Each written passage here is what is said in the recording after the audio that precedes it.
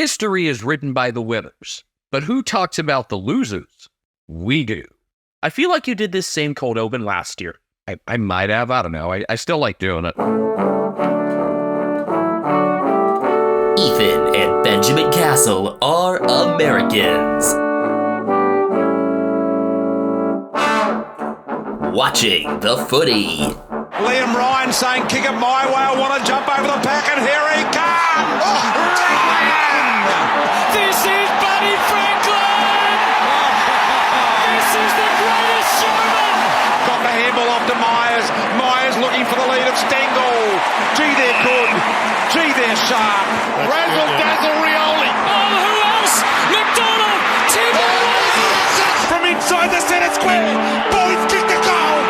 Boys kick the goal. From inside the centre. Foul. I can't believe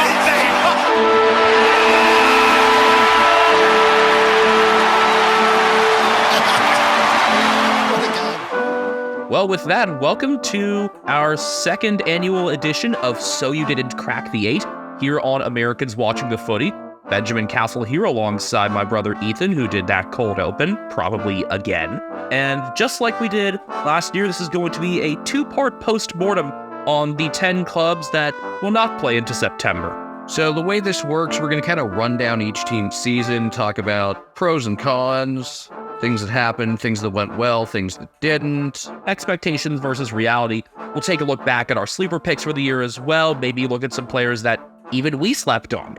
And as usual, we're going to do this randomly, and I actually have a spinner this time. So I will randomize that, click that, and get us going. We begin with Richmond, who may or may not be searching for their new coach still.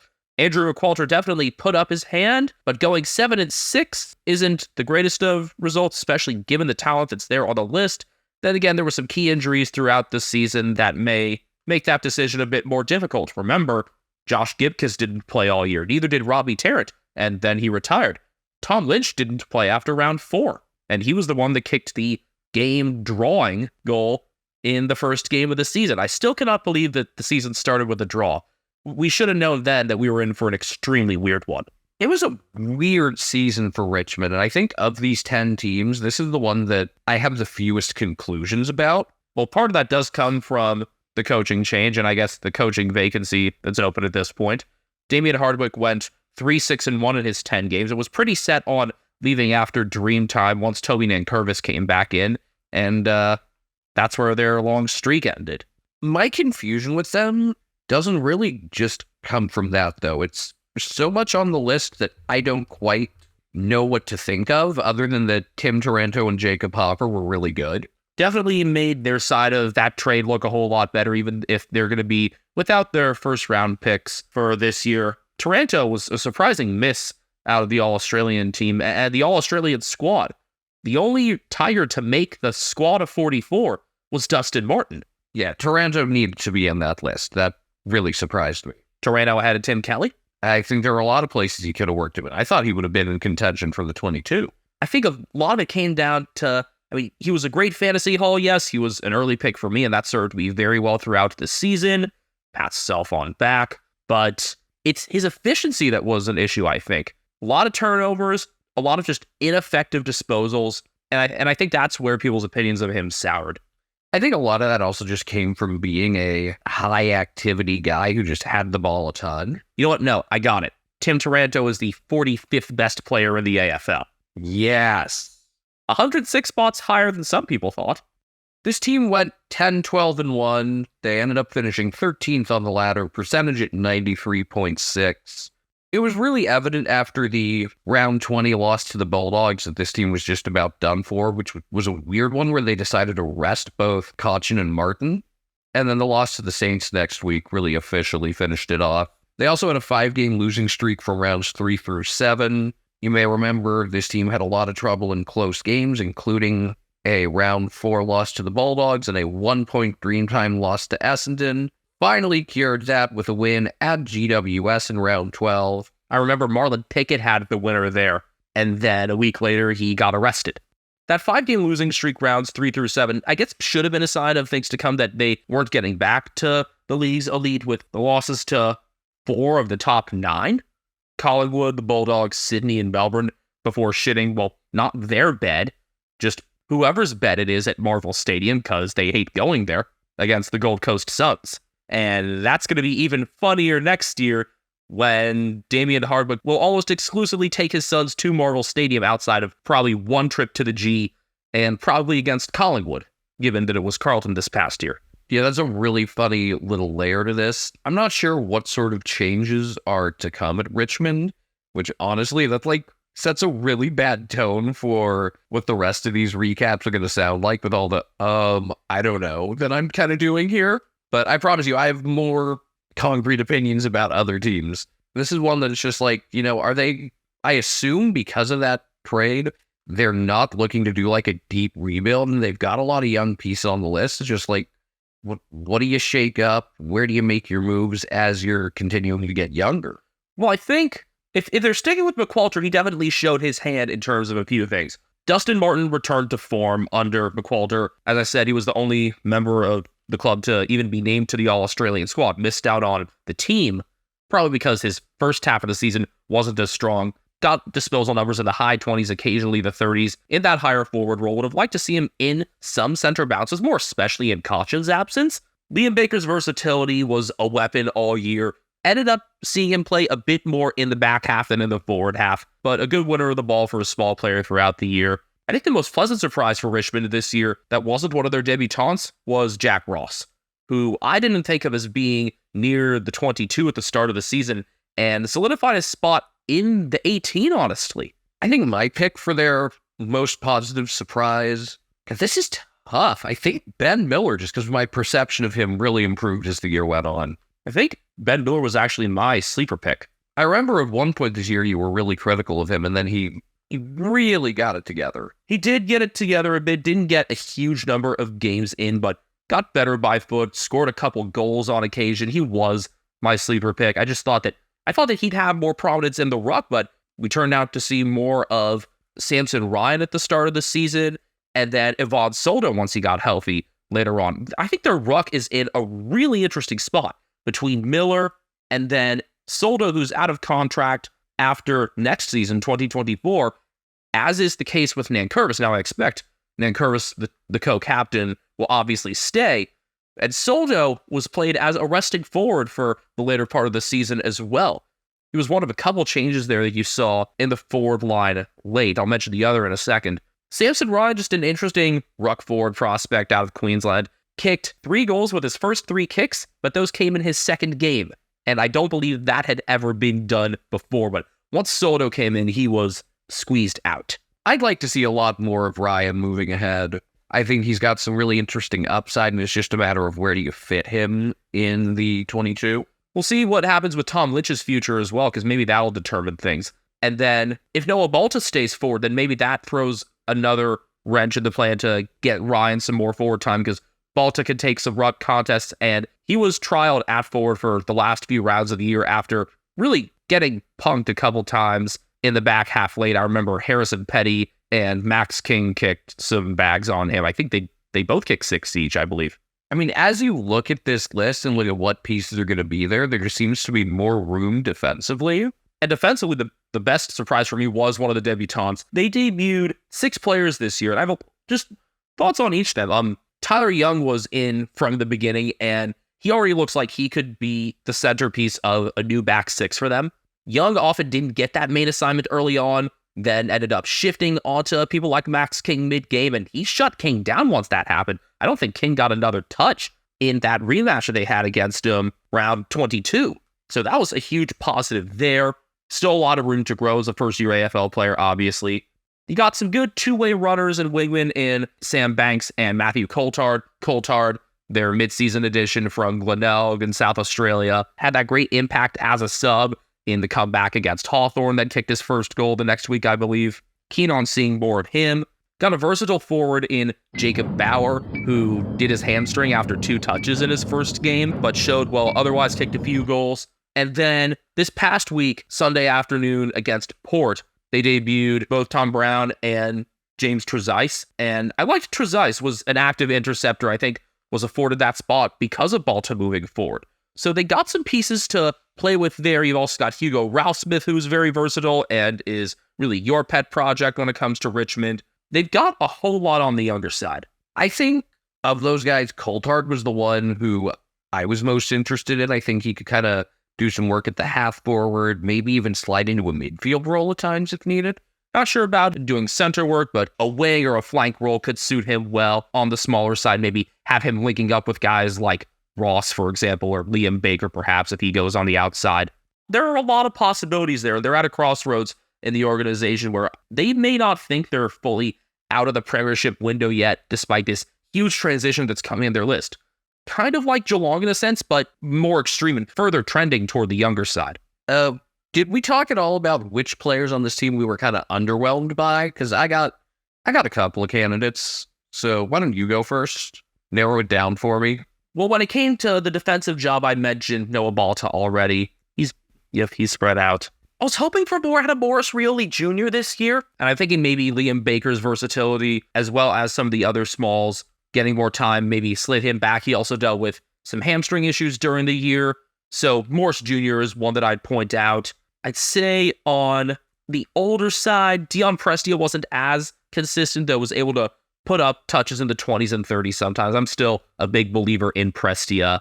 I feel like he had a pretty solid year. Cam McIntosh didn't turn it on until late. He actually finished the year better than I expected. Yeah, I think he really redeemed himself down the stretch. Going back to the younger side, I guess I expected to see a bit more out of Noah Cumberland this year, but it looked like for a while he was just playing behind Dusty, and then his decision-making still isn't there, unfortunately. He plays purely on instinct, and his instinct often isn't the greatest. Those were guys that I would have considered most of, especially Rioli and Cumberland. I would like to see Hugo Ralphsmith play more, but I think my disappointment out of this team, I'm going to go with Tyler Sonzi. In part, disappointed with him for not being in there more, and in part disappointed in the VFL tribunal for downgrading his suspension to 3 weeks when it should have been 5. I don't know how you change that from severe impact to high impact, but he clearly hit him on the chin. That's the sort of thing that should be remembered. And you know what? I'm going to call out one of their captains as well. Dylan Grimes. Regressed a bit in the later part of the season. Saw him giving up some more frees. I'm wondering how much more he has to give at this point at age 32. A number of Triple Premiership players remain on this list, and Grimes may be the one that I'm most concerned about heading into 2024. Just to run down on a couple other players real quick. I may have underestimated Jack Graham a bit coming into this season still. He played above my expectations more often than not. And then if there's one player who can take both Mark of the Year and Goal of the Year in one season in the AFL right now, it is Shea Bolton. I will pencil him in for All-Australian for one of the next 2 years. All right, let's spin the wheel again. Yes, this is actually a digital wheel. Stunning. Brave. Yeah. Let's go for it.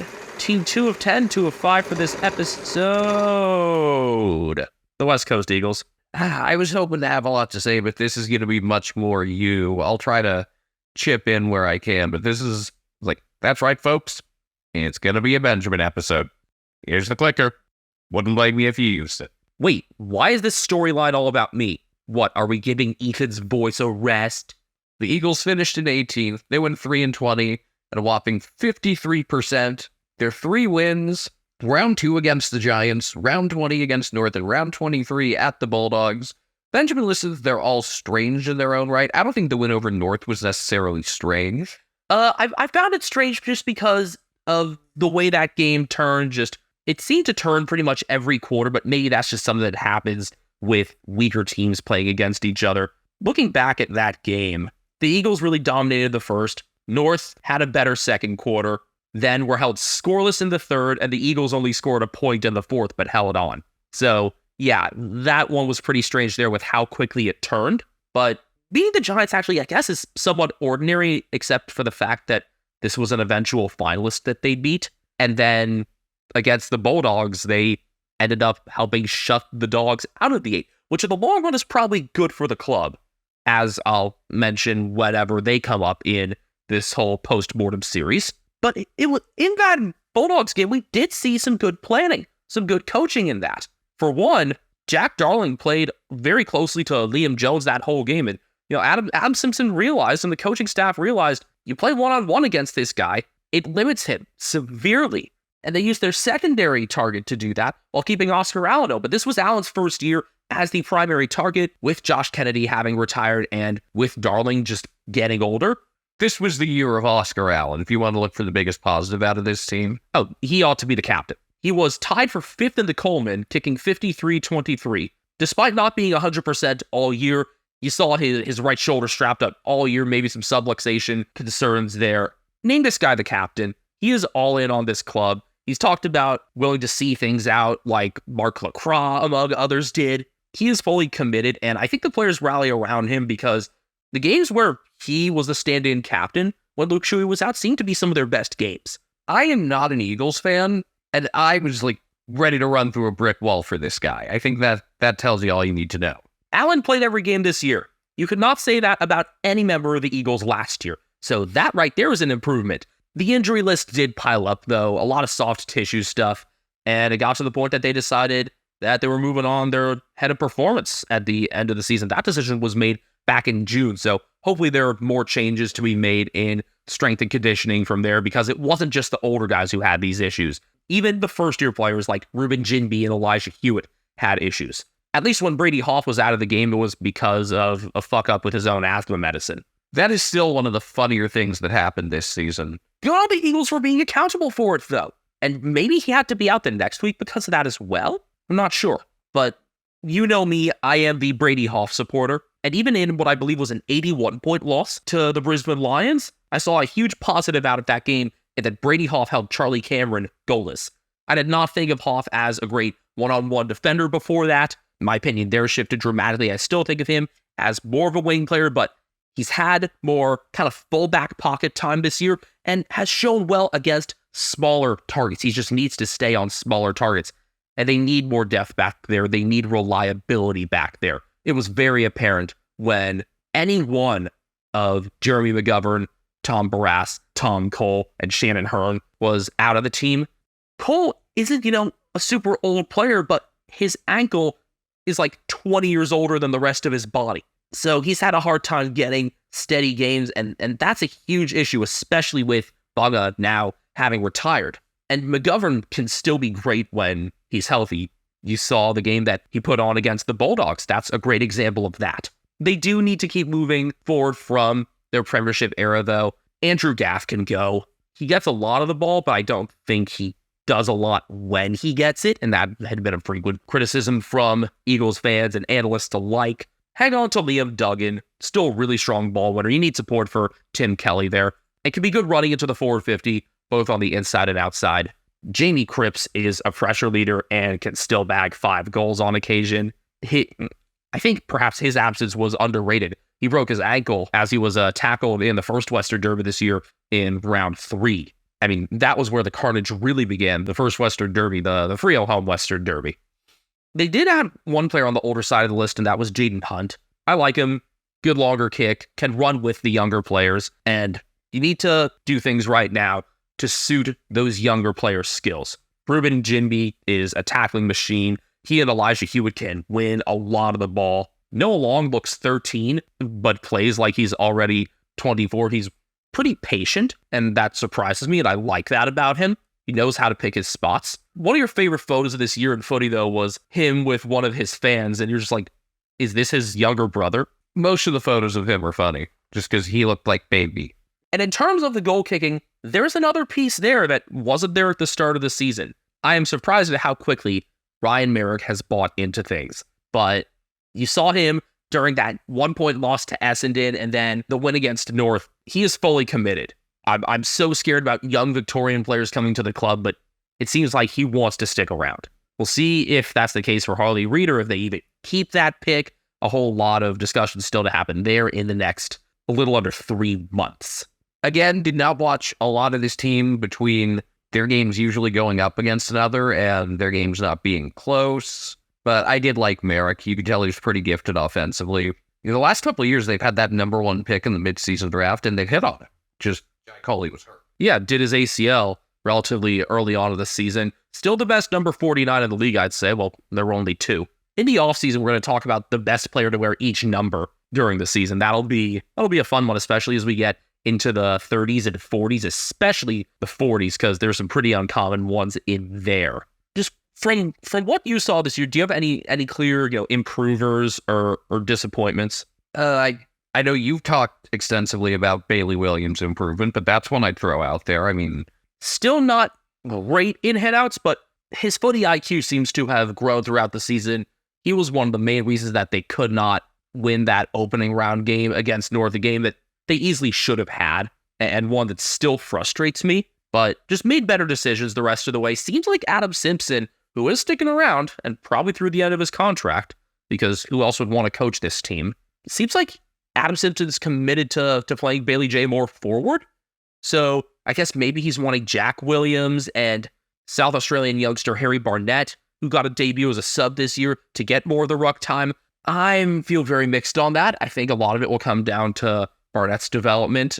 If he has a particularly good summer, maybe, I think he could benefit from some more time in the waffle if the list is more complete there, because it certainly wasn't this year. And I mean, if you have Williams as kind of that extra to go forward sometimes, but still primarily as a ruck, I'd find that a lot more suitable. I would also mention, this is some recency bias looking at, I mostly watched the games where they played better, because there were a lot of games there's just like, why am I even watching this? So thinking of, the 1-point loss to Essendon, the win over North, I liked Elijah Hewitt a lot.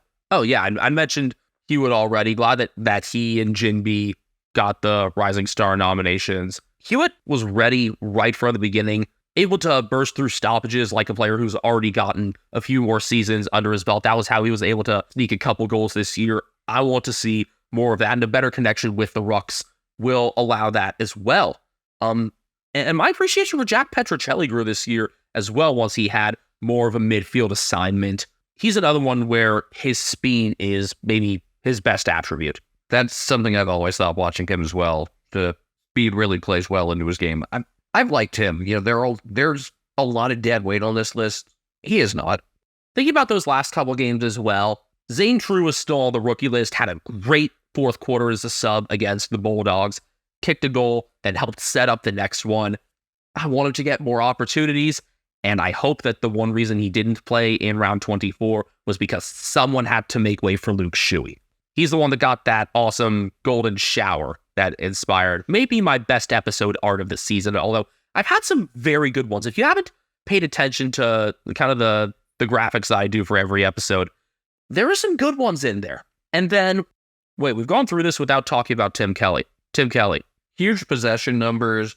A lot of times the fantasy scores weren't great because he was kind of handball heavy, but he got after it just about every week and went toe-to-toe with some really good midfielders. He was a player that was often necessary to tag in.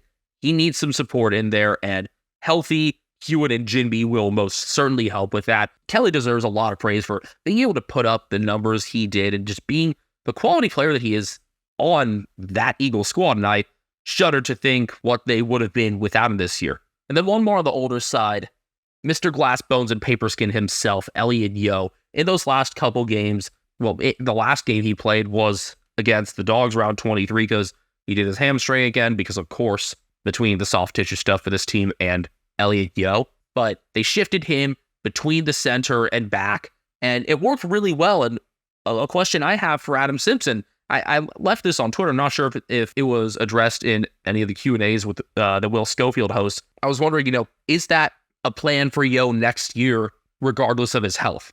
Because it worked really well. I think the answer is probably it has to do with his health and also the depth of the midfield that's present, especially if Jinby and Hewitt are getting steadier time there. I like a lot of the pieces on this team, but are they playing finals in the next 3 years? Highly unlikely. Yeah, Yo, of all the guys to have constant injury issues like that, he's got to be one of the most frustrating because you see the talent, you see the high-end ability. That's someone that, healthy would fit on any team. You see what's made him a 2-time All-Australian. But going into next year, some of the pieces that I'll be looking after, a lot more things will be defined by their trade period haul. Sounds like Tyler Brockman is keen on coming over, and he's got a really good connection with Liam Ryan, who hardly played this season due to injury. I'm not sure about Ryan's future. I think we've already seen the peak of him. I hope to be wrong because, damn, he's one of the most exciting players in the league still when healthy. There were talks about that maybe getting Zach Fisher. Sounds like North are players for him now. And a lot of the rest of it really depends on what they decide to do with pick 1. Do they go for Harley Reid? Do they trade it to get another high pick and just some more bulk in the draft? If you're talking about bulk, though, you want to talk about someone with muscle who I hope to be an Eagle. Everybody saw his muscles recently. Devin Robertson. Devin Robertson. Please make it happen. He's Darren Glass's cousin. I've been very high on Devin Robertson for a while. I always thought of him as a player who would get a lot steadier time elsewhere, just with the depth that the Eagles have in the midfield. Both surprised and pleased that he still got time at AFL level with the addition of Josh Dunkley this year at Brisbane. Damn, I want him to come home. But I would not mind if he came home with a premiership medal around his neck. Going to move on here then with team 3 of 5. We know they'll be at least a little bit above the Eagles on the ladder. Yeah, they'll be 2 spots above them. Maybe the best 16th place team ever. Well, considering the league was 16 teams for a long time, it also kind of makes sense. It's Hawthorn, who finished 7-16 at 80.2%. They lost 8 of their first 9 games, only beating North, then used playing the Eagles and Launceston as a springboard to get into much better form going into their bye. They had that comeback against the Saints with, I think it was Jacob Kaczynski that got the game winner before Luke Bruce sealed it. They controlled a lot of the game against the Brisbane Lions. They had consecutive wins against Collingwood and the Bulldogs. That one was also in Launceston. They're still a really tough out in Tasmania. They played the Crows tough there, Anzac weekend. The question is, are we still too bullish on them considering the way they ended the season? No, I don't think so at all, because I think the question was always, will the Hawks have a shot to make the 8 in 2024, or is that realistic in 2025? I think 26 to 27 is when you're really looking at flag contention. The question is, could they crack the 8 next year? And I think it's not the most likely, but I think there's a world where it happens. A favorable draw, good luck with injuries, which I think they actually had decent injury luck this year, especially in the midfield. I think a lot of their bigger outs were suspensions rather than injuries. Yeah, James Sicily being multiple of those suspensions. For a couple of those huge wins, it seemed like the price to pay was Sicily having to sit out. Had the game of his life. Having the time of his life. Against the Saints in that comeback win. What was it, 42 touches? Believe it was 42. Of course, it's always the answer. And double-digit intercepts. Yeah, they did stay pretty healthy in the middle. When Will Day was out, that was to suspension from what I remember. Johnny Newcomb and Connor Nash stayed healthy. That is a dynamite trio. And I think I learned I learned a lot about Day this year with his versatility. They often had him as a spare back. I think on a smaller and mid-sized group of defenders, they're fine. It's the fact that they don't have a great key defender that is really worrisome and makes sense as to why they're in the race for Ben Mackay, for Asava Radagolea. If they're offering Asava $5 million over 7 years, that is. I thought it was $7 million over 5 years. That makes more sense. That's still. Regardless, it's overs. Yeah, It's massive overs. If that's what he's being offered, I'd say thanks for all the fun. Go get paid. Maybe you'll get a game, or maybe you'll end up like Cooper Stevens. Give him back. He will get time. Trust me. There will be injuries to come up in that group. You'll see more time for Stevens. Henry Hustwaite, who played well near the end of the season when he got his debut. Cam McKenzie, who I remember. I liked Hustwaite especially. Yeah, and McKenzie played more in the beginning of the season. I also remember that he's fluent in French for some reason. I think part of the reveal that he was debuting was like a fan letter that was in French. That was a good bit there. I believe they do call him Frenchie. And they have other key position needs in the forward 50 as well. You could tell how reliant they were on Luke Bruce and Mitch Lewis. Their absences were very telling, and it was more commonly Lewis. Though there was a time where Luke Bruce, was it a bruised larynx, and he could hardly speak? Was that what it was? I remember Mason had a throat injury a couple of years ago. Yeah, I think that was what it was for Bruce, who climbed over 500 goals this year. Still looks like he's got a few more in him, but they need a steadier, taller target there. I don't think Brandon Ryan is the complete answer, though I'm glad he was selected by them and got some time late in the season. Very disappointed he did not match up against his cousin Luke in round 24. I will remain disappointed by that, especially because it was a dead rubber. Thinking about the strengths for Hawthorn, it obviously does come from the middle. Solid two-way runners. They improved somewhat in terms of not letting teams out the back to score as much. This year, that was a huge problem of theirs last year. There were times when they seemed to have overexerted in the first 2.5, 3 quarters, and they came back to bite them late, but not nearly as much as last year. And I like how they have 2 potential taggers. You got Connor Nash who could take the bigger targets, and then Finn McGinnis who could shut down the likes of Nick Dacos and Clayton Oliver. There will be some cases where you might want to employ both of them as taggers. I'm not sure if we've seen that yet, but I think it's going to happen at some point, and I think Sam Mitchell will know when to do it. Yeah, other than his game plan in that dead rubber against Frio, I think he's done a phenomenal job. If this is your first time listening, I think Sam Mitchell is a really good coach, and I would be shocked if he doesn't end up being a premiership coach at some point. I think just his ability to come up with game plans that both fit his team and hamper his opponents are excellent. I think he's starting to clean up some of the things that were issues for the Hawks, such as, struggling to play third quarters and close out some games. I think there are some very, very good times ahead for this club. If you're able to keep around those 4 solid pieces that you already have in the back, thinking about guys like Blake Hardwick, for example, who is a very underrated small defender. You got Sicily and Hardwick there. That's a pretty steady, smaller defender duo, and it makes the tall key defender need just that more apparent. That this is clearly something, I think their biggest need is a key defender even more than a key forward. And it makes sense then why their name is around in the discussions on Mackay and Rodikalea. I mean, Sam Frost is not that guy anymore. He had a few games that were respectable, and his far better games fit in the respectable tier. He's the guy for chaos still, unless he's already passed that torch to Mitch Hinge of Adelaide, which he may very well have. It'll still be called Frostball, though, right? I think so. I mean, he was captain of the all-chaos team for a reason. We know they're likely to lose Tyler Brockman, as we mentioned in the discussion on the Eagles, but they've got the forward depth. It's a matter of outside Bruce, the set shot accuracy. Yeah, Dylan Moore really slipped in that area this year. That was one that really surprised me. Moore often had those mid to high 20 disposal games, though, that helped set up their better targets like Lewis and Bruce. That was where I think he had a lot of value. Maybe not at the end of possessions, but maybe kind of 2/3 to 3/4 of the way through. I'm still a believer in Dylan Moore, and I'm glad I held on to him in fantasy, because I think he gave me 127 in the last round. Refresh me, Ethan, who was your sleeper pick for the Hawks this year? It was Sam Butler, who played in 8 games, total 6 goals. There were other guys on this list that impressed me far more. I think last year was the Jai Newcomb emergence. This year it was Will Day. It was also a bounce-back year for James Worpel. Brian Myers' best friend, James Worpel. I don't know about best friend. Well, good friend. Like Buster Posey's good friend, Hunter Pence.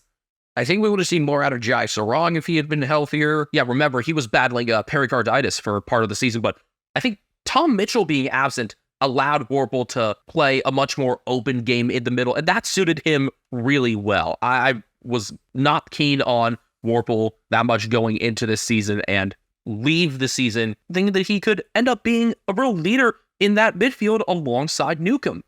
There's really no one player that blew me away and exceeded my expectations out of this group. I think it's just pretty much all of them collectively took that decent step forward that I was hoping to see. My sleeper pick was Lockie Bramble. Bramble was in for 11 games this year in a defensive role. Always seemed like a fringe player on the list and really remained there. A player who I thought of as a bit of a sleeper, and I've learned a lot about. I think the whole league learned about this season with his switch forward really during the season in the 2s was Denver Granger Barras. Yeah, I think he's still sort of a fringe guy. He's got a finals campaign with Box Hill where he can really have a chance to prove himself as a forward. In the 5 games that he played since coming back in for the first time around 17, in 4 of those he kicked a goal, and in the other game, he played like Tony Snell. I was going to ask, didn't he have a Tony Snell stat line? I thought it was one of the games before he moved position, so thanks for clarifying on that. No, that was the loss to Richmond, the 1-pointer. So that particularly hurts there. I think I might just need to go back and watch that game again. That was a fun one. Yeah, I think that was also my game, so yeah, go give it a look. That was Matt Coulthard's debut, I think. I believe it was, yeah. Yeah. There are a lot of games that's another thing that we should do in the offseason, Ethan, is go back and make a list of games you forgot about that you should take a look at again. Like whether it's non-finalist, game that was overshadowed by another in the same window, things like that. You know, Benjamin, 78% of our listeners are between 18 and 35 years old, so they probably want to start a podcast like we did. How did you know that number, Ethan? Thanks to the analytics we have for Spotify for Podcasters. Formerly known as Anchor, sorry Frio fans, Spotify for Podcasters has tools that allow you to record and edit your podcast from your phone or your computer. No fancy software needed. It's so easy you can edit it while drunk. And Spotify for Podcasters doesn't just allow you to upload to Spotify, you can also distribute your podcast on platforms like Apple, Stitcher, and more, just like we do. Best of all, it's completely free. Not only is it free, you can even make money from listener support or ad revenue. Hint, hint. Download the Spotify for Podcasters app or go to podcasters.spotify.com to get started today. Want Footy takes on not just the teams that missed out on the finals and not just during this episode? Follow us on Twitter at Americans Footy. We're on YouTube under that same handle, and we'll definitely be more active with that in the offseason. And by we, it's probably going to mean me specifically. I'm on Twitter at Castle Media. Brian Harambe's on Instagram at Cat Named Brian. He's currently curled up sleeping on the bed. I know you like it better when he's spread out, but he's content. He's been sleeping a lot of different positions. It's been fun. I'm on Twitter at BenjaminHK01. But enough about us. Let's see who's next here. The fourth team up in this first part of So You Didn't Crack the 8. Let's get cracking with the Bulldogs. Oh, God, yes. All right, so the Bulldogs, as we all know, finished 9th. They went 12-11. They had a better percentage than two finalists. They were 7-3 through round 10. They had won 7 of 8 games, and then they didn't win back-to-back games again the entire rest of the year. They also didn't beat a finalist the rest of the season. Their wins after beating the Crows round 10, which was a very impressive win in Ballarat.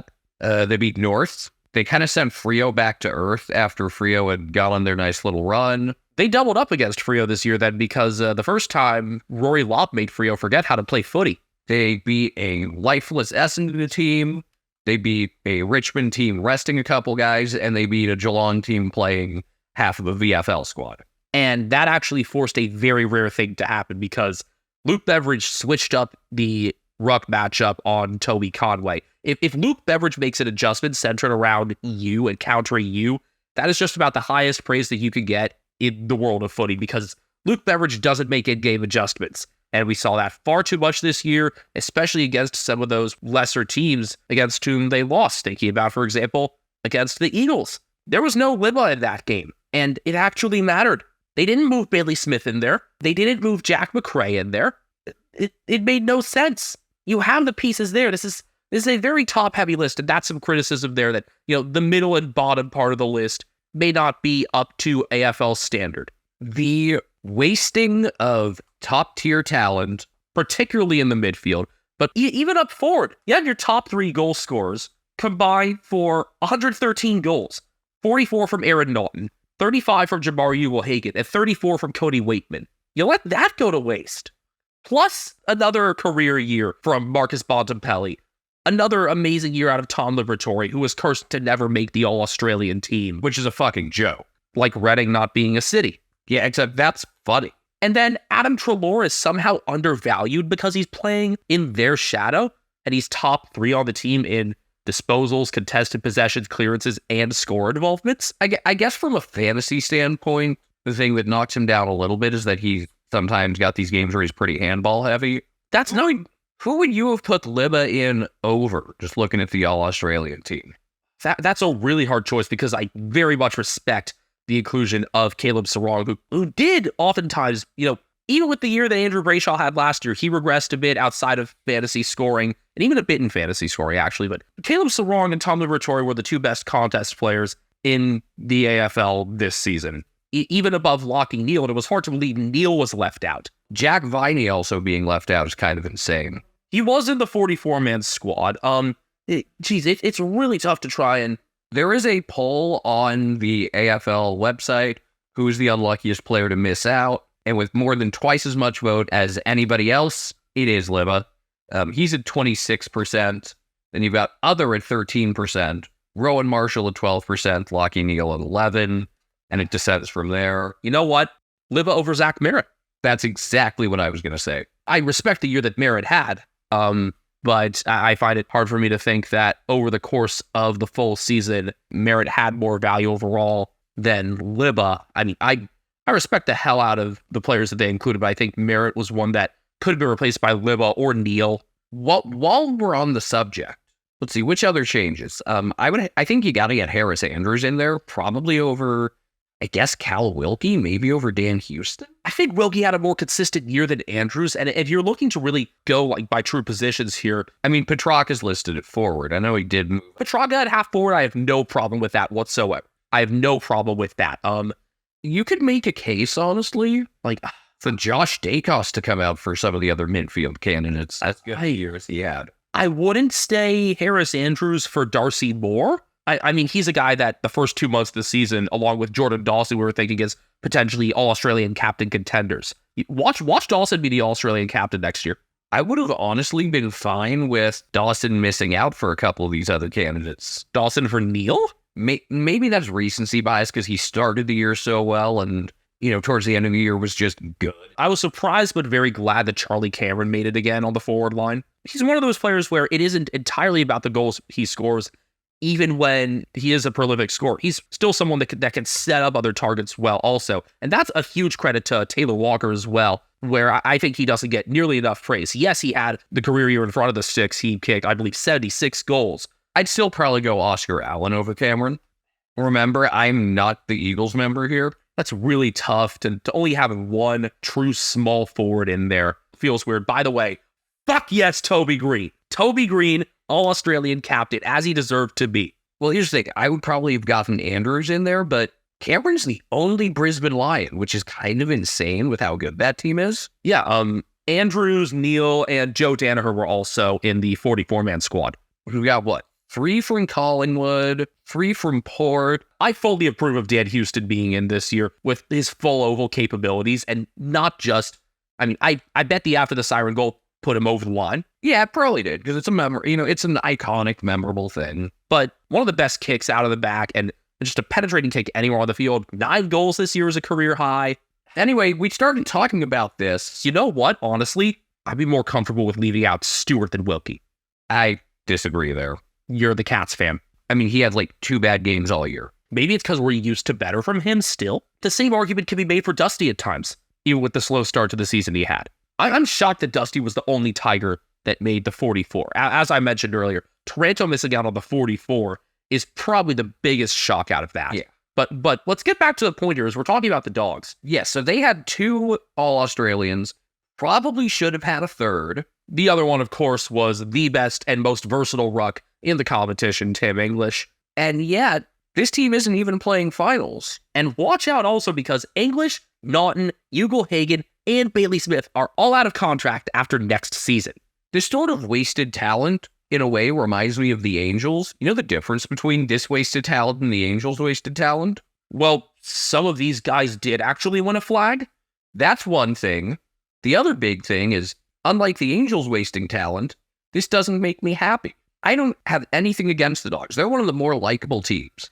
Luke Beveridge is a great quote. I think he'll have a good media career whenever he decides to stop coaching. I think that could be as early as 2025. I think it should have happened already. If you remember from listening to us last year, if you listened to us during our first season, when that news came in that he had been extended, we were very much opposed to it. And nothing this year ended up changing our minds on that. Reminder, he has yet to make the top 4. Yes, he's got a flag. Yes, he's got another grand final appearance, but no top 4 finishes.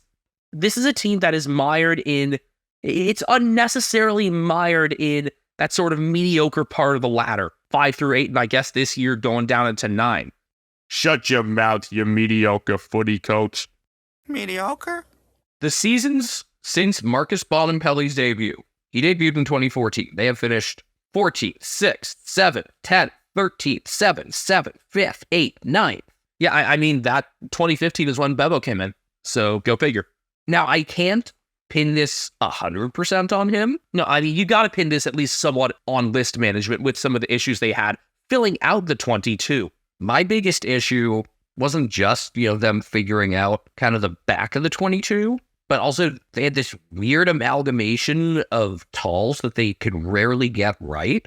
Round 24 was like one of the only times you saw like a sort of sense of what to properly do there, where they moved Rory Lobb around. They had him kind of go as ruckman and took Tim English out of center bounces. Lobb as a ruck rover worked really well. You saw that late in the season, and maybe that's something that can keep clicking into 2024. He kicked 3 goals each of the final 2 games, where he hadn't done that all season before that, which is kind of mind-boggling. He had gotten dropped at one point, and it was deserved. But I wonder how much of that's on him and how much of that is just they didn't put him in position. He was dropped for rounds 18 and 19, the loss to Collingwood and the win over Essendon. I mean, if we're thinking about the bottom of the list, I mean, there were a couple injuries this year that definitely upset things there and forced some guys in that maybe weren't as deserving. Not having Sam Darcy available for nearly the entire year definitely hurt with the various injuries he had. That didn't help, but it also could have made their weird group of talls even more overcrowded. I think he would have mostly played in the back. I think that would have been a vote of confidence for Dalton to stay up front. I mean, maybe that's also why we didn't see much of Buku Kamas, because he's on the taller side, as much as we love Buku. But thinking about kind of these guys that were on the bottom of the list, Mitch Hannon was injured. We know he won't be offered a contract for next year. You had Hayden Crozier in and out because he was hurt as well. Josh Bruce is retiring after doing his other ACL. His move to the back still confuses us, but that's just another part of that weird tall mix. Taylor DeRay is 32 and is not the player he was when he was winning flags at Hawthorn. No, he was one of those guys that I don't think on a lot of lists would be getting steady time. Here's where list management comes in. Like, the top 10 to 15 players are as good as any, but obviously guys like, 16 through 23 or so are not. And then when you get down to like guys 23 through 30, then it gets really rough. And you need to have 30 guys that are capable of playing a game. Even if some of those last few guys aren't that good, they need to be guys that you can stomach throwing out there for a few weeks at a time. Like, guys that are at least replacement level. Like, that's where I look at Geelong last year, Melbourne this year,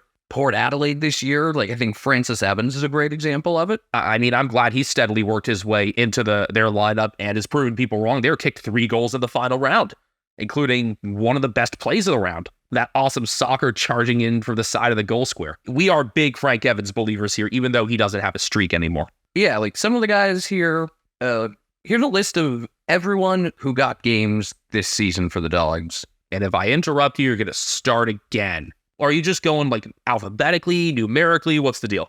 Actually, you know what? I'm not going to go through the full list because that would take a while, but I'm going to just give you a few here that...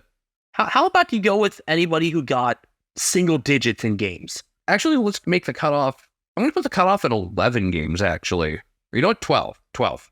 Half of the season. All right. Riley West played 12. I liked some pieces of Riley West, showed well near the end of the year. One of their father-son picks. I think he had a better showing against Geelong in particular. James O'Donnell played 12, and while he was a great story, he's not up to the level that... Not up to fullback level yet, but worked his way into better. The sort of guy that, like, a team like Hawthorn would have been an awesome year to have a guy like him, but when you're in the position the Dogs are, that just doesn't fit well. Give me another year to evaluate him, and I think I'll get a much clearer picture on him. Good enough summer for him, and I can understand him holding down a spot in the 22, honestly. I liked what I saw in July and August from the former cricketer. Oh, wait, they have multiple former cricketers.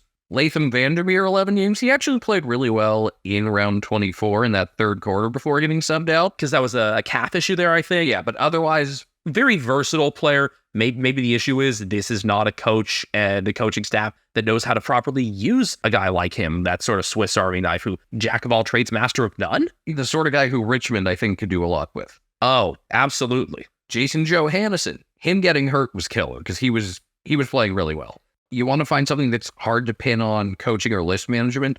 Jason Johannesen missed rounds 11 through 19. Yeah, Johannesen started off the year really well at halfback. He was really making up for Caleb Daniels' move forward. That was one of the things that worked in terms of coaching this year. Moving Caleb Daniel up to half board where he could use his good kicking on either foot, to get later involvements in scoring chains and kick some goals himself. That worked. Big believer in both of those players still, hoping Johannesson can stay healthy. He is now 30 years old, though. I only just realized, I think he wears number 39 because that was the pick with which he was selected in the rookie draft back in 2011. Oh, okay. Let's see. A few others. Ryan Gardner played 10 games. We've talked about him. Excuse me, what do we call him? Tiga Masala. Caleb Poulter, 9 games. Actually a really solid midseason draft pick, I thought. Yeah, it was an elevation from their VFL list. Another good full field kick on the smaller side. It's just a matter of where do you deploy him, because I don't think he's really a good defender. He's not so much short, but he's skinny. A ball-moving defender, which is good to have, but yeah, I think really good precision. Yeah, you have those kinds of guys already, though. So I'd like to see him more as playing off-center bounces, like right there in the back six, and as soon as the ball bounces, try to have him get up to a wing spot. Josh Bruce, nothing more needs to be said. Tim O'Brien kind of ended up just in there, usually when Alex Keith wasn't. Keith was concussed, had a couple other injuries this year. He played better in the back half of the season as well. Toby McLean, the first unused sub of 3 this season. The other 2 were both Sydney Swans, Ryan Clark in the draw against Geelong, and Aaron Francis in this final round. McLean was unused against Hawthorn round 7. Mitch Hannon, 6 games. Hayden Crozier, 4 games. Sam Darcy, Robbie McComb, and Riley Garcia, each 3. Buku Thomas and Luke Cleary, each 1 game. You know, the more I look at the actual list here, they have the talent to go up against anyone. I mean, depth-wise, like, a 20-year-old Riley Garcia playing 3 games is not the end of the world. Luke Cleary getting a game is not the end of the world. The more I look at this, the more I really think it's on the people putting the magnets on the board and devising the strategies for these guys. Because look at how underutilized Latham Vandermeer was. I know we've gone on for a lot here. I just want to throw in a couple more things. Liam Jones, starting this year absolutely on fire. One of the biggest reasons that they were 7-3. And then teams adjusted to him because he's at his best kind of as a roaming, sweeping intercept defender. Especially deeper in defense, kind of a center fullback almost. He likes kind of being parked around the goal square, but you force him into one-on-ones, he turns subpar. There were a few different ways teams went about this. Round 12, Geelong just kicked shorter and settled for longer shots. You know, they weren't usually getting too much from within 30 meters, and that was okay. And then there were other teams that just started engaging him one-on-one because he's not the sort of physical guy that's going to annihilate you in a one-on-one battle. Case in point, the West Coast Eagles with Jack Darling. You want to point to one coaching thing that won them that game? Jack Darling. In terms of just a player taking over, in that game it was Jamie Cripps kicking 5, but otherwise, Adam Simpson and their staff of Luke Webster, the forward coach, making sure that Darling stayed with Liam Jones.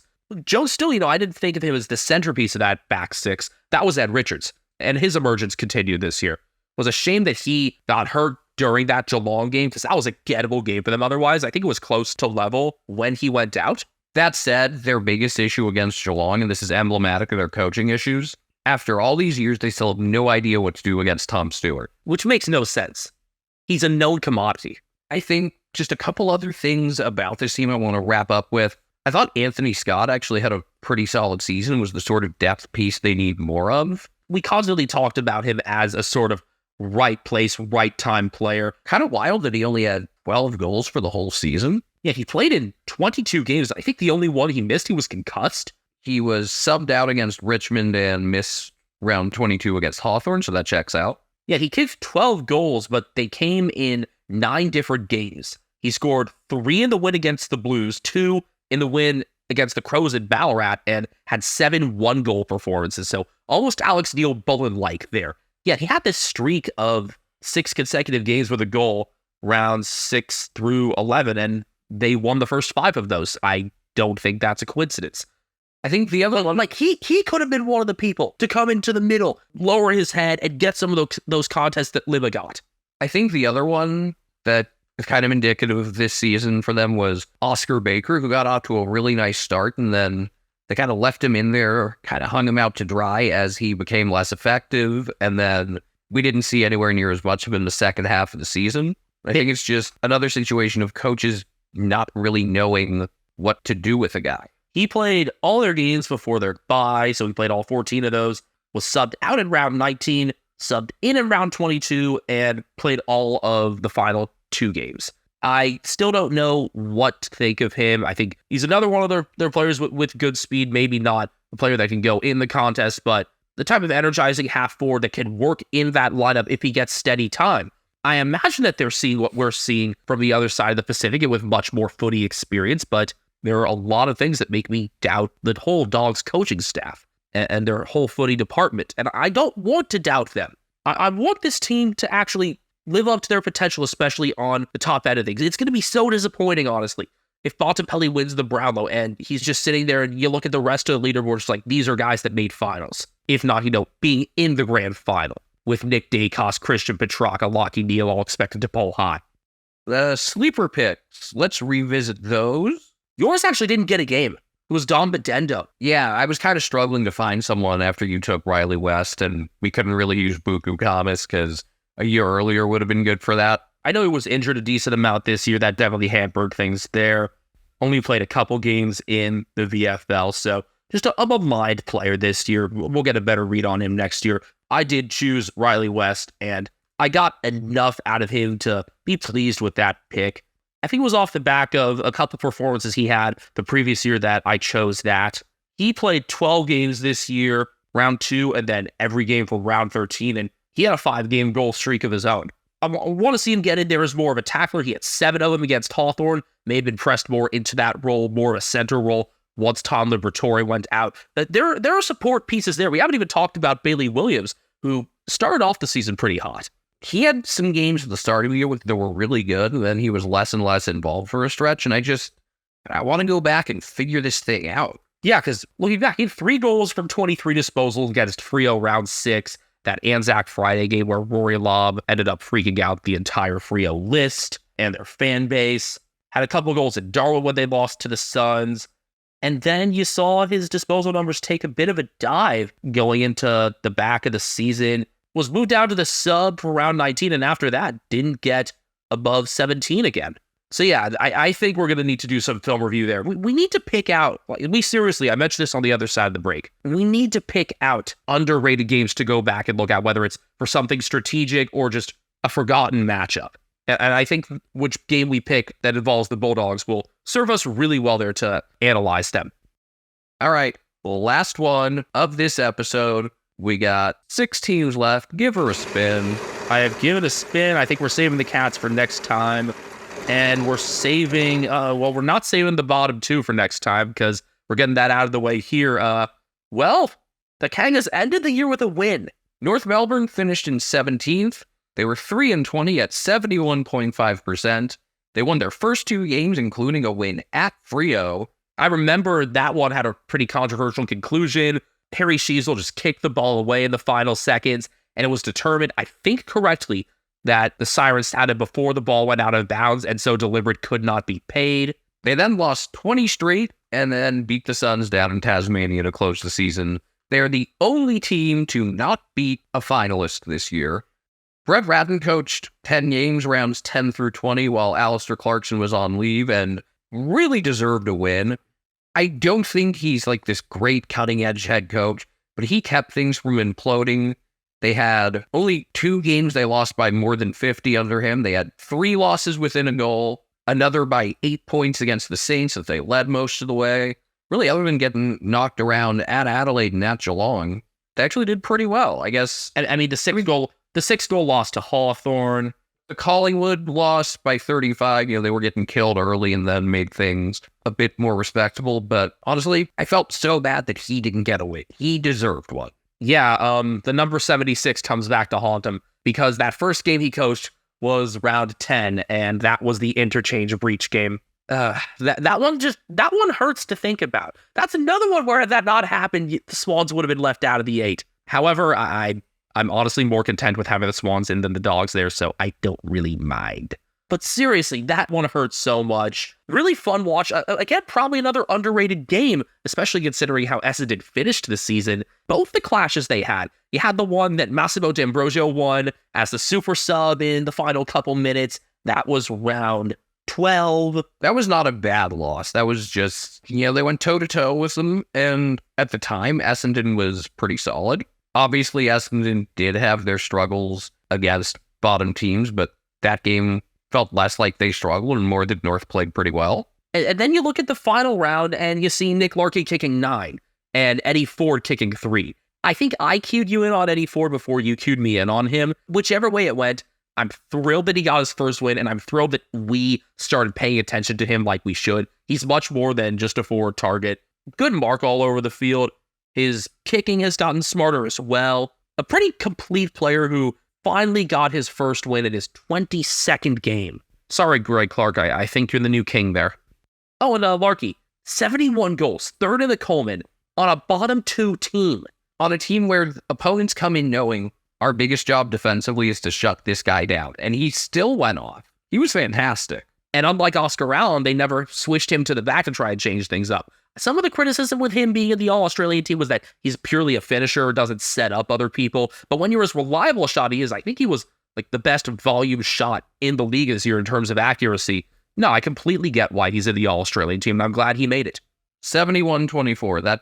That absolutely deserved being included. Harry Sheasel, deserving rising star.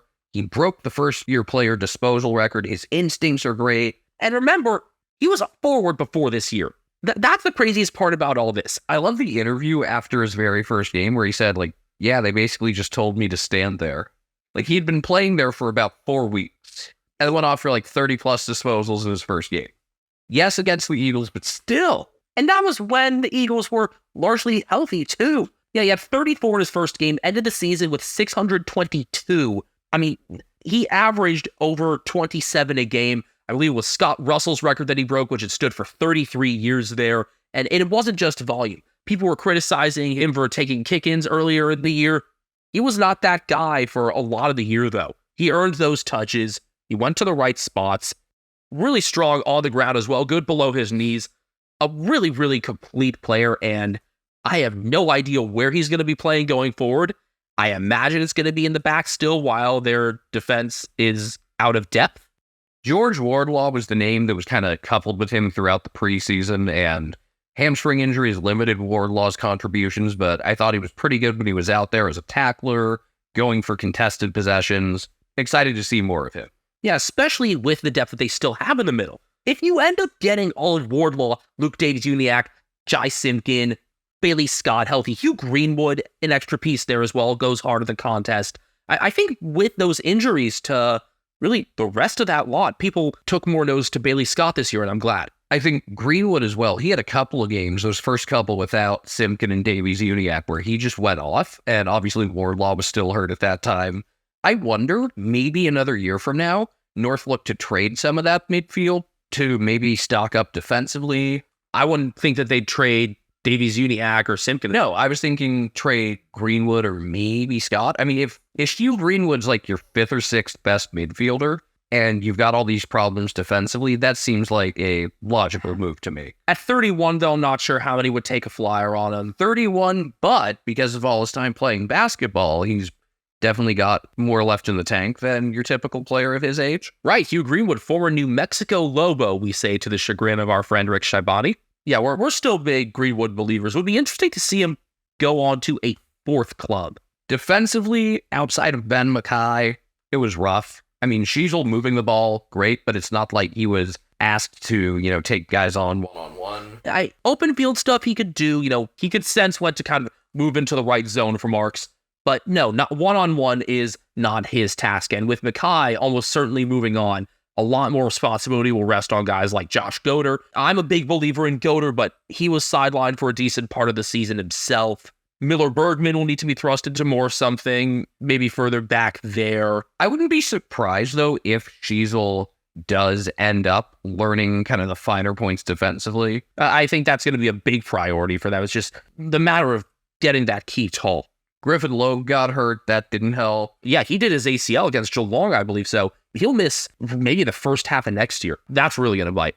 Aaron Hall retired. I thought Jackson Archer was all right. Maybe you get something out of... I mean, he's also on the pretty small side there, though. You're talking about all these guys that it's just, where's the height? Where's the power in the defense? And there's really nothing to be found there. That's got to be attacked at the draft. If the Eagles go for Harley Riddick, even if they don't, you've got a key defender there right at the top in Dan Curtin, make sure he's at home in Victoria. Don't let him go home to the West, and get him to be that key guy for you from the beginning. You know who I thought actually played really well of their defenders in round 24 after not doing much of anything most of the year was Aiden Core, who even kicked a goal. Yeah, that was a weird one. Once I saw Aiden Core going forward and kicking a goal, I realized, oh shit, they're actually doing this. He's 29. I don't know if, what his ceiling is. Yeah, I never thought that his decision-making in defense was the best. Noticed him giving up a lot of frees last year, I think, more than this year. Speaking of bad decision-making, it was a bad year for Luke McDonald. Got better, kind of past like the 70% point of the season, had a few good games in a row before getting hurt himself. Aiden Bonner only gotten 2 games this year, but he's only 24. He's also on the smaller side, but could be someone that maybe bounces back next year if he stays on the list. It just feels so, like, I'm so exasperated talking about this list, though, when I'm just hearing all these names just like, no, too small, not a defender. All right, well, here's a small who played as a defender and actually did really well and is going to be one of the most interesting names this offseason, Taron Thomas. I mean, he can play pretty much anywhere, and I know you want him at the Cats very, very badly. I have no idea what ties to other clubs he has. I mean, he doesn't have any hometown place to go because he's from North Launceston. It's really funny to me if you had told me at the start of this season, 2 guys who would have been interested in Geelong picking up, and talk more about this next episode for a couple of reasons, but if you had told me with his off-field stuff that I'd be interested in Taron Thomas, that would be wild. And if you told me I'd be interested in Liam Henry, that would be wild. And I wouldn't mind either of those now. But yeah, Thomas was possessed at the end of the season. He was phenomenal. His motor's always super high. When he gets in a game, when he's got his head on straight, he attacks the game like few others do. And he's one of the most exciting players to watch when he does. You just need to find a way to consistently get that out of him, keep his investment there. And I don't know what it's going to take, but some club ought to be able to turn him into something. And I would love for it to be the Cats. Need to change his number, obviously, but would love for it to be the Cats. My biggest conclusion, I guess we're going a little out of order, go with this conclusion before talking about kind of the sleeper picks. But in a lot of ways, this was kind of an incomplete year because they had a big chunk in the middle without their head coach. I would have liked for them to win another game or two. They very easily could have. I think we'll understand a lot more about them after a year without any sort of weird coaching stuff. I would just like to see them get to maybe, 5 wins next year. 5, 6, I think, is attainable. And, I think the compensation for Mackay when he does go, and I think it's a when as opposed to an if. I'd be shocked if he stays, even as a restricted free agent. I think the compensation for that will determine a lot. It could be as high as pick 3. Whatever they do with that Mackay compensation will be key in how they continue to construct themselves, whether that's, I think Curtin is a must for them. You got to expect Reed's going number 1 to someone if it's not the Eagles. Stand pat there, get the defender, and build your draft from there. I want a complete year for them. I want good things for the club. Will be nice also maybe for some more stability there with Sonia Hood's cancer treatment having gone well. There are so many likable people at this club, and I just want them to do better. And I don't want any club to be a perennial laughing stock. And there are a couple I wouldn't mind happening to. I wouldn't want it for Freo even as an Eagles fan. You'd want it for the Swans and Collingwood, minus Mason. Carlton. You know what? I might make an exception for the Blues, okay. Sleeper picks. Who was yours? I had Flynn Perez, and he's not someone that we mentioned yet. I guess that's a good thing that he wasn't mentioned when we talked about negatives defensively. Well, Perez only got 5 games this year, which was part of it. He's played forward and back. Still not super clear on what I want from him in the long term. He's 187 centimeters, so 6'2", so not overwhelmingly big. A good mark, but maybe not as durable as some of the other players. I think the jury's still out on Flynn Perez. I think the same kind of goes for my pick, Miller Bergman, as opposed to his brother, who was surprisingly named to the 22 under 22 team. I still think it should have been Trent Rivers over him, but I like Miles. Miles, not Jason Horn, Francis Bergman. You know who else I kind of like? Getting involved for North on the younger side, Curtis Taylor. He was someone who divided a lot of people for a chunk of the season. Seemed like his better games came with Clarkson in as opposed to Ratton, so make of that what you will. Paul Curtis also kicked 4 goals in the loss to the Eagles and 2 in the win over the Suns to round out the season. He's only 20. You've got the midfield group there, so maybe just like another good forward target or two will be able to free him up more often.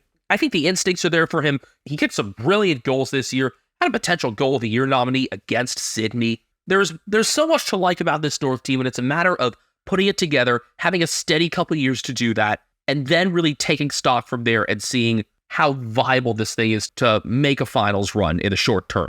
I think best case scenario for them is they're like, what, a year or two, probably 2 years behind where Hawthorn are, where you're looking at like 2027 or 28 as a real time to crack finals. I mean, best case scenario, I think if everything hits, this could be a finalist by 2026, if everything hits. And if they can retain players, which is the biggest issue. We'll get to a lot more stuff about retaining players come free agency time. I'm sure we'll be talking a bunch about Ben Mackay in the coming weeks. I mean, he is clearly the big fish defensively. With that, we're going to wrap things up here. If your team didn't make the 8 and we haven't talked about you yet, don't worry, that'll happen next time. And I think next time, actually, honestly, I think is going to be a bit of a better episode. No disrespect to the teams we discussed here, which are actually the lower 5 alphabetically, I just realized. Yeah, we got Adelaide, Essendon, Fremantle, Geelong, and Gold Coast for episode 133, so you didn't crack the 8 part 2, and we got some fun with that too. I think we got the biggest underachiever out of the way with the Bulldogs, and I think we got our visceral irritation out of the way with them. With the other clubs, maybe we'll be a bit more measured. I think there'll be a good share of disappointment in there, though. Maybe not necessarily at these teams. Maybe at a goal umpire. Don't forget, we're on Twitter at Americans Footy. I'm on Twitter at BenjaminHK01. I am at Castle Media. Brian Harambe is on Instagram at CatNameGrian. He is still sleeping on my bed. And that's what I'm going to do now as well. Except on your own bed. Yeah, I'm not going to sleep on the same bed as you. That would just be weird. Tugs at collar.